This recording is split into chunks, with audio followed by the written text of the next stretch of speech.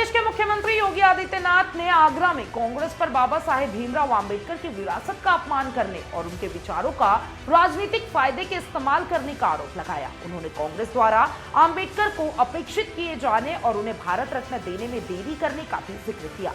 चलिए पूरी खबर के डिटेल के बारे में बताती हूँ। नमस्कार, मैं हूँ अंकिता शुक्ला। स्वागत है आपका चैनल फॉर न्यूज इंडिया में। उत्तर प्रदेश के मुख्यमंत्री योगी आदित्यनाथ मंगलवार को आगरा पहुंचे। यहाँ उन्होंने कांग्रेस पर जमकर हमला बोला। मुख्यमंत्री ने कहा कि कांग्रेस राजनीतिक फायदे के लिए बाबा साहेब भीमराव अंबेडकर के विचारों को अपनाने का नाटक कर रही है। कांग्रेस उनकी विरासत का व्यवस्थागत तरीके से अपमान कर रही है। सभा को संबोधित करते हुए मुख्यमंत्री ने आरोप लगाया कि सियासी लाभ के लिए संविधान की दुहाई देने वाले कांग्रेस ने हर मौके पर बाबा साहेब को दरकिनार करने की कोशिश की है। मुख्यमंत्री योगी आदित्यनाथ ने मंच से कांग्रेस से सवाल किया कि 1952 और 1954 के उपचुनाव में बाबा साहेब को किसने हराया।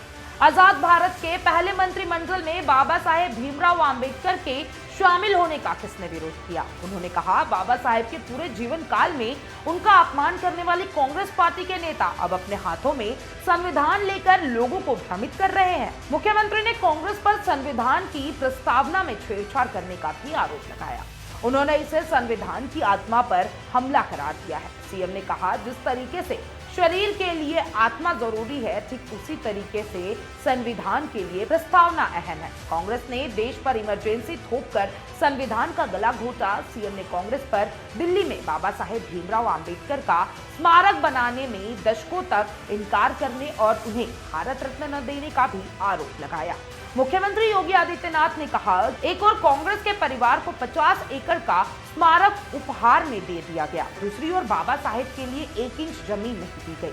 उन्होंने कहा, वो अटल बिहारी वाजपेयी थे जिन्होंने उस सरकार का समर्थन किया जिसने बाबा साहेब भीमराव अंबेडकर को भारत रत्न दिया। सीएम योगी ने कहा कि कुछ लोग कह रहे हैं कि उनके लिए संविधान से बढ़कर शरीयत है। मैं उनसे कहना चाहता हूं कि भारत तो बाबा साहेब के द्वारा बनाए गए संविधान से चलेगा।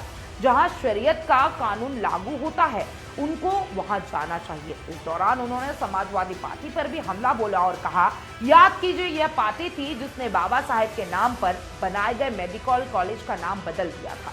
हमारी सरकार ने फिर से बाबा साहेब के नाम पर उस मेडिकल कॉलेज का नामकरण किया। देखिए, हम लोगों ने देखा है कि किस तरीके से भारतीय जनता पार्टी साफ तौर पे कहते आ रही है कि जो विपक्षी दल है, कांग्रेस हो, समाजवादी पार्टी हो, वो सब सिर्फ एक एजेंडा सेट कर रही है कि बीजेपी मुसलमान या फिर पिछड़ा दल के विरोधी है, वो सिर्फ स्वर्ण जातियों को समर्थन देता है। लेकिन भारतीय जनता पार्टी साफ तौर पे ये कह रही है कि ये सब चीजें गलत चीजें हैं, गलत चीजों पे ध्यान ना दे।